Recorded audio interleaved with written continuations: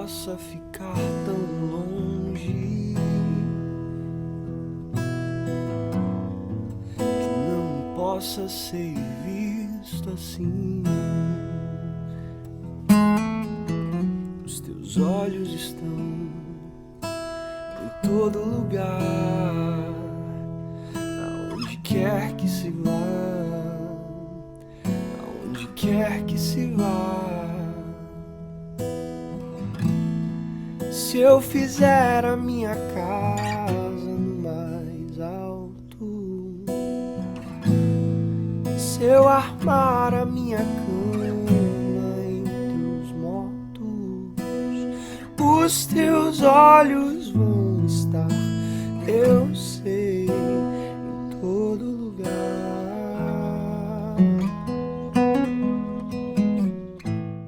Olá, estimados. Nós queremos dar início a esse culto e nós o fazemos com a palavra de Deus. E eu leio para vocês da carta de 1 João, capítulo 1, o versículo 17, que diz assim: O mundo e a sua cobiça passam, mas aquele que faz a vontade de Deus permanece para sempre. E esse é o convite que nós temos hoje. Celebrar culto a Deus é sair um pouco das nossas correrias que passam e nos colocar diante do Eterno. Façamos isso hoje. Que nos reunamos aqui e nos coloquemos na presença do Deus Eterno, que é nosso por meio de Cristo Jesus. Então nós realizamos esse culto em nome do Deus que é Pai, Filho e Espírito Santo. Amém.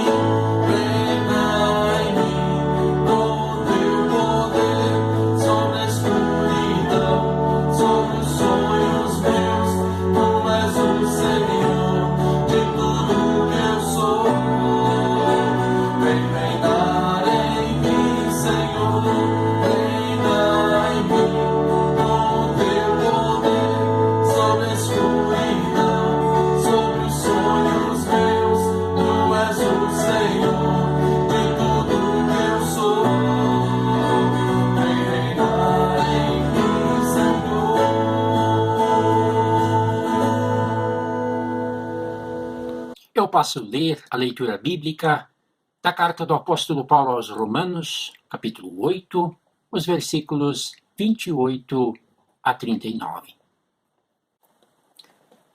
Sabemos que Deus age em todas as coisas para o bem daqueles que o amam, dos que foram chamados de acordo com o seu propósito. Pois aqueles que de antemão conheceu, também os predestinou para serem conformes à imagem de seu Filho, a fim de que ele seja o primogênito entre muitos irmãos. E aos que predestinou também chamou, aos que chamou também justificou, aos que justificou também glorificou. Que diremos, pois, diante destas coisas? Se Deus é por nós, quem será contra nós?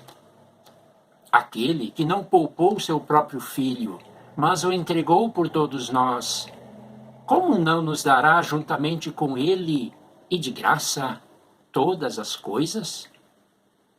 Quem fará acusação contra os escolhidos de Deus? É Deus quem os justifica. Quem os condenará?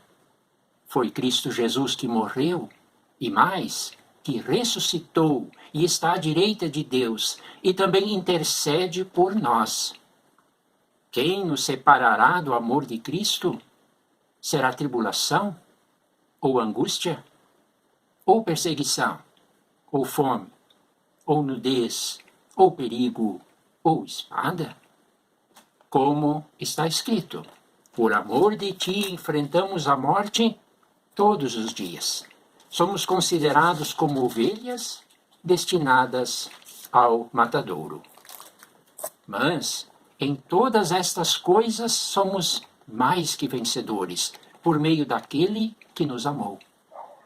Pois estou convencido de que nem morte nem vida, nem anjos nem demônios, nem o presente nem o futuro, nem quaisquer poderes, nem altura nem profundidade, nem qualquer outra coisa na criação será capaz de nos separar do amor de Deus que está em Cristo Jesus, nosso Senhor. Vamos orar? Amado e bondoso Deus, obrigado por esta certeza de que nada pode nos separar do teu amor, nem saúde, nem a doença, nem um vírus, nem emprego ou desemprego. Senhor, que nesta hora faça que a tua palavra, escrita pelo apóstolo há tanto tempo atrás, que ela seja uma palavra viva e atual para cada um de nós. Que esta palavra, dita no passado, que ela possa ser transportada para o nosso tempo de hoje por meio do teu Santo Espírito. E assim seja uma palavra que nos oriente, que nos anime, que nos mostre a tua vontade. Fica conosco, por meio de Cristo Jesus, nosso Senhor e Salvador. Amém. Que a graça e a paz de Cristo estejam conosco ao ouvirmos e meditarmos em suas palavras. Começo a pregação de hoje com uma pergunta. Você confia em Deus? Você acredita que Deus é totalmente digno de confiança?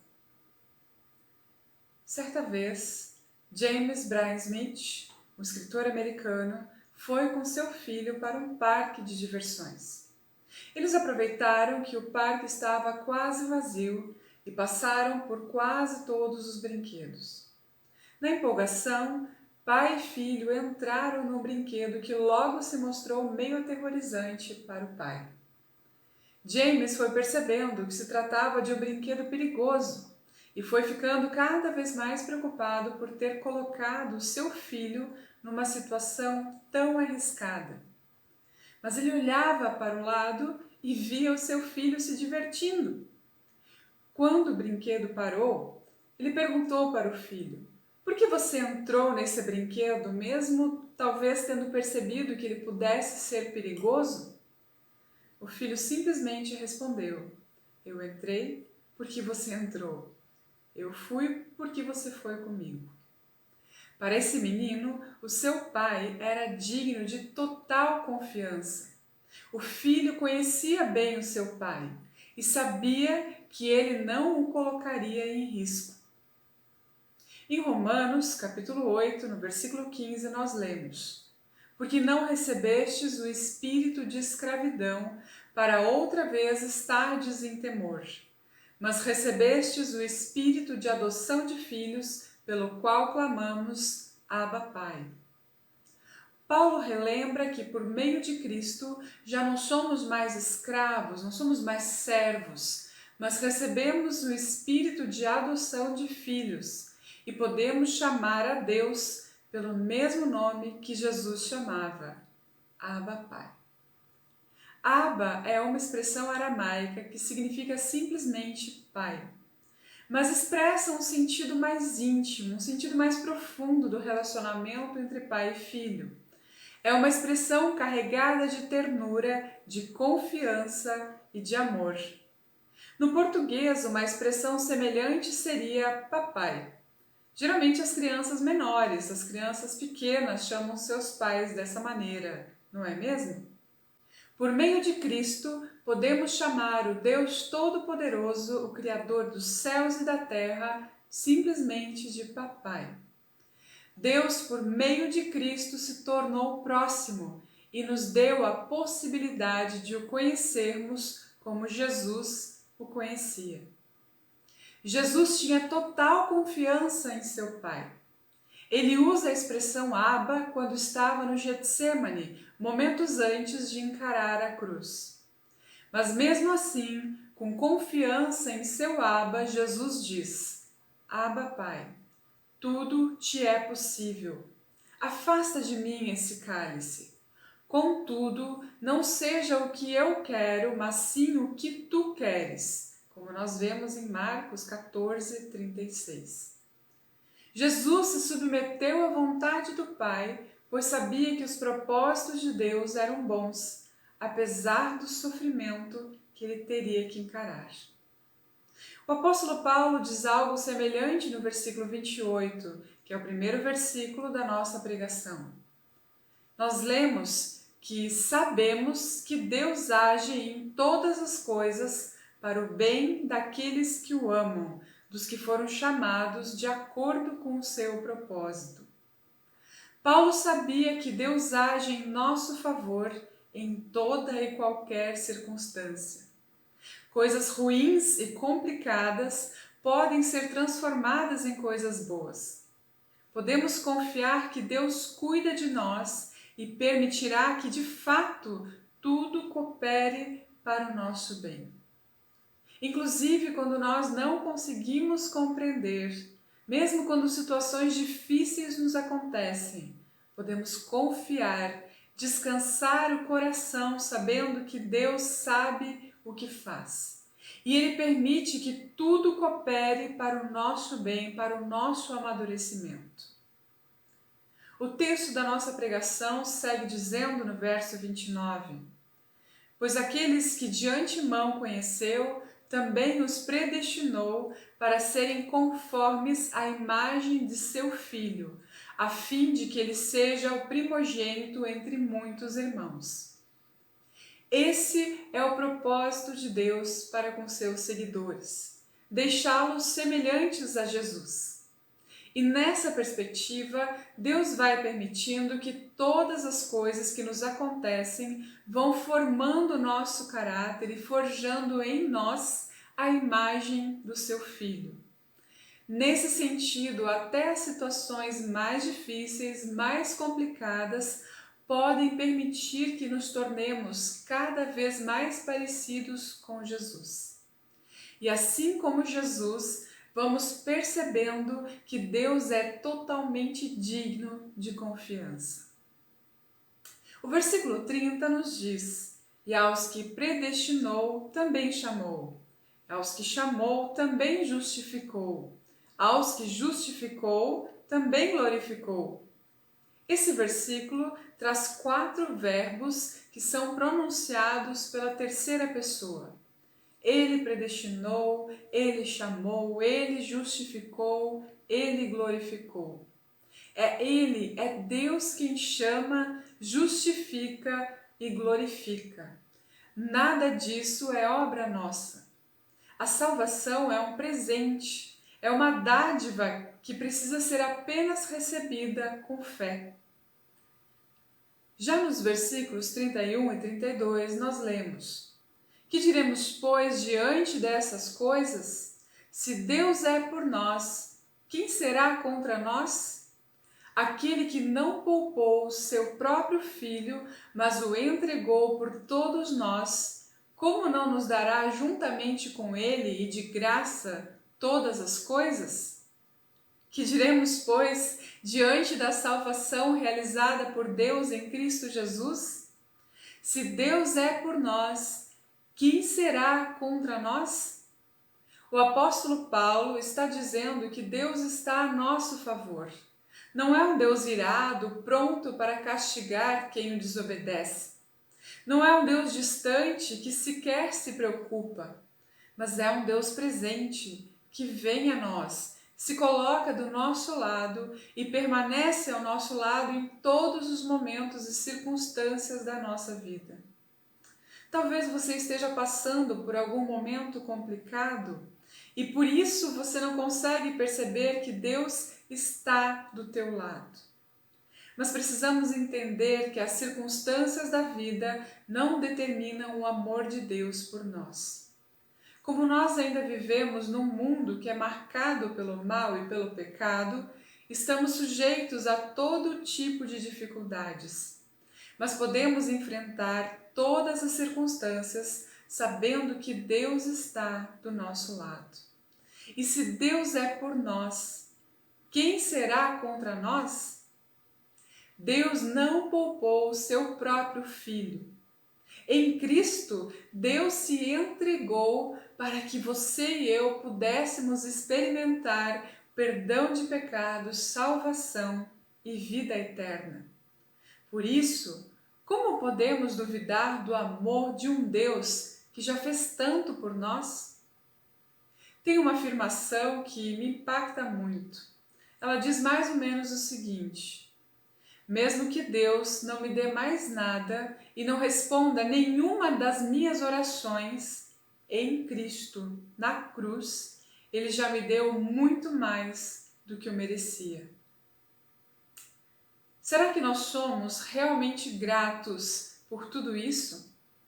Você é grato pelo que Deus em Cristo já fez em teu favor? Os versículos 33 e 34 afirmam: quem fará alguma acusação contra os escolhidos de Deus? É Deus quem os justifica. Quem os condenará? Foi Cristo Jesus que morreu, e mais, que ressuscitou e está à direita de Deus e também intercede por nós. Somos filhos amados, chamados e escolhidos por Deus mediante a fé em Jesus Cristo. Por isso, não precisamos ter medo de acusações ou ter medo da condenação. Pois uma vez que confessamos o nosso pecado, somos perdoados por Deus. E a Bíblia deixa bem claro que Deus não fica guardando os nossos pecados para usar um dia contra nós. Deus se esquece dos nossos pecados quando os confessamos. Prestem atenção nos seguintes versículos. Em Isaías 43, versículo 25, nós lemos: sou eu mesmo, aquele que apaga as suas transgressões, por amor de mim, e que não se lembra mais de seus pecados. Jeremias, capítulo 31, versículo 34, nos diz o seguinte: porque eu lhes perdoarei a maldade e não me lembrarei mais dos seus pecados. Miqueias, capítulo 7, versículos 18 e 19, nos dizem o seguinte: quem é comparável a ti, ó Deus, que perdoas o pecado e esqueces a transgressão do remanescente da sua herança? Tu que não permaneces irado para sempre, mas tens prazer em mostrar amor. De novo terás compaixão de nós, pisarás as nossas maldades e atirarás todos os nossos pecados nas profundezas do mar. Atos 3,19 também nos fala: arrependam-se, pois, e voltem-se para Deus, para que os seus pecados sejam cancelados. Ou seja, quando nós confessamos os nossos pecados, Deus os esquece, Deus os cancela, Deus os joga no mar mais profundo. Quando nos arrependemos e confessamos os nossos pecados, uma chance totalmente nova nos é dada. Deus apaga completamente as nossas transgressões. E então, por isso, não precisamos ter medo da condenação.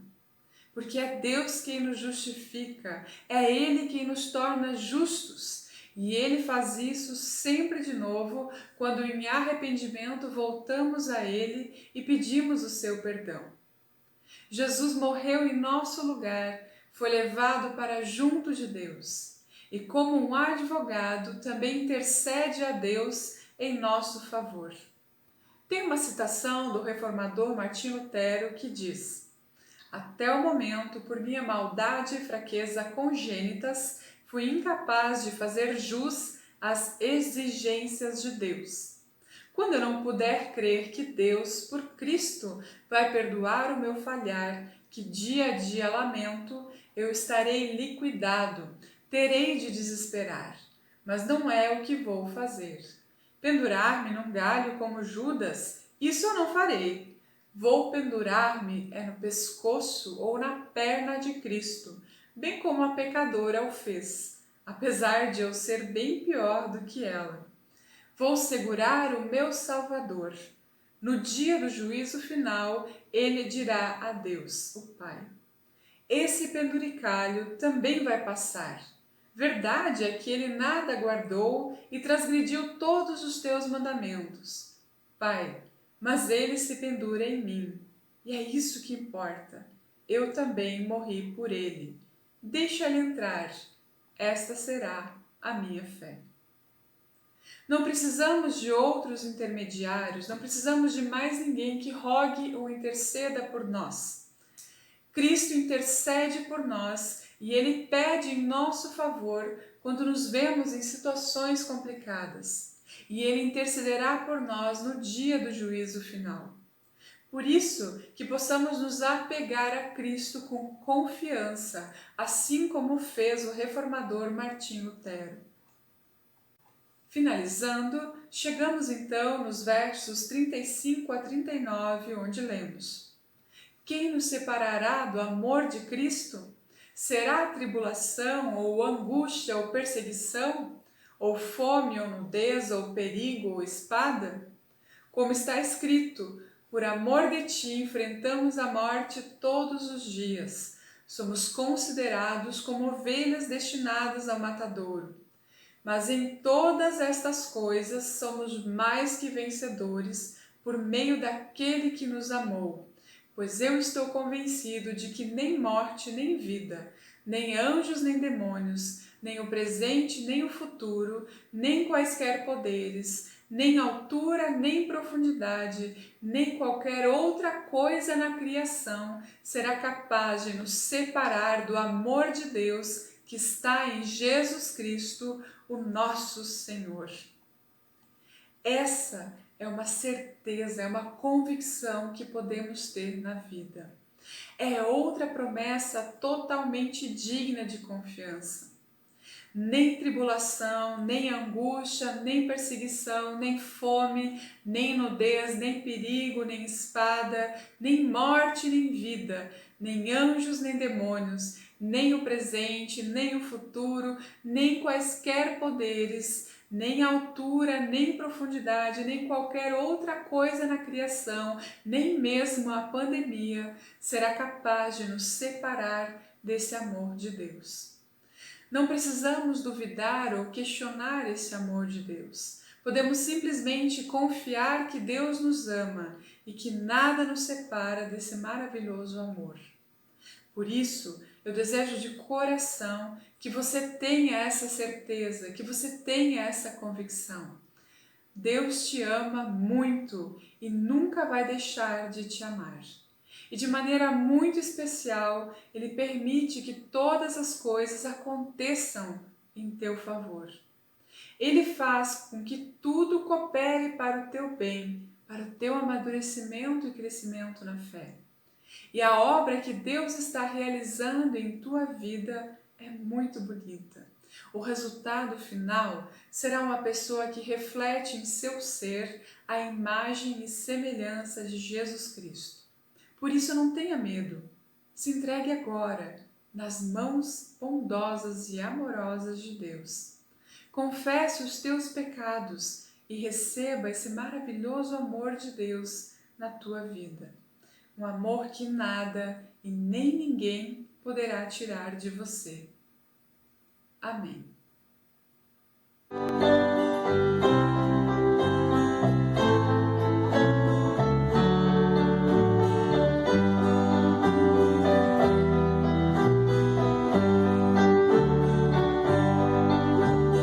Como é bonito, Senhor, cada manhã.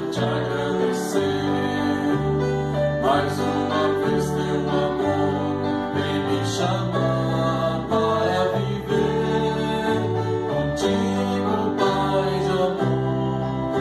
Eu quero caminhar e assim por onde eu for irás me acompanhar. Como é bonito, Senhor, cada manhã ter o meu pão e desejá-lo também a cada dos meus irmãos. Contigo, Pai de amor, eu quero caminhar e assim por onde eu for irás me acompanhar.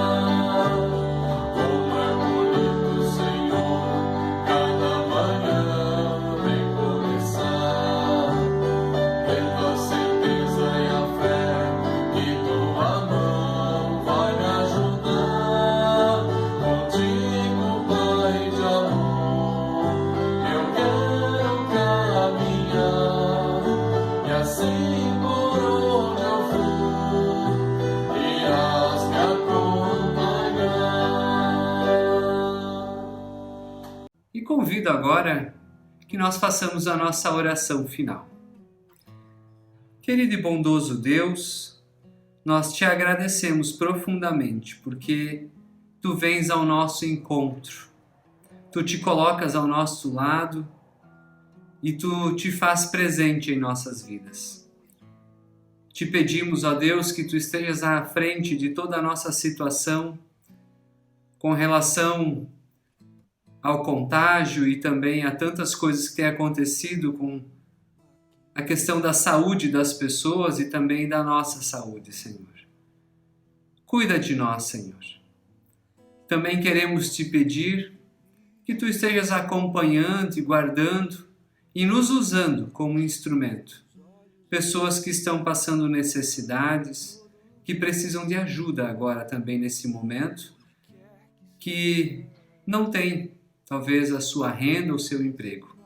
Querido Deus, colocamos também as nossas vidas diante de Ti e pedimos que Tu enriqueça cada vez mais as nossas vidas com a Tua presença e com o Teu amor que nos protege de tanta coisa, Senhor.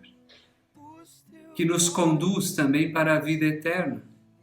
Então, sonda o nosso coração, vê também os nossos pensamentos, purifica-nos e com o Teu Santo Espírito, conduz as nossas vidas.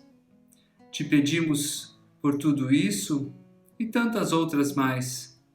E queremos juntos ainda também lembrar da oração que Jesus Cristo nos ensinou, que em obediência a Ele, juntos nós oramos dizendo: Pai nosso que estás no céu, santificado seja o Teu nome.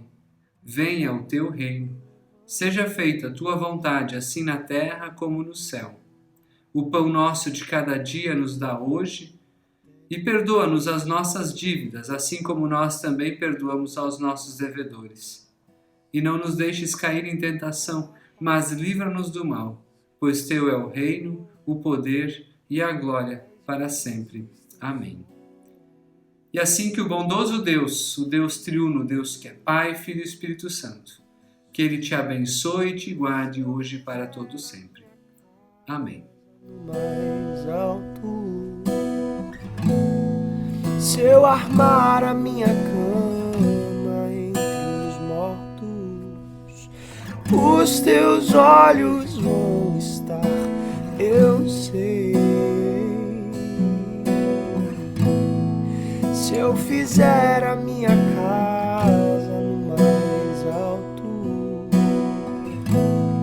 se eu armar a minha cama entre os mortos, os Teus olhos vão estar, eu sei.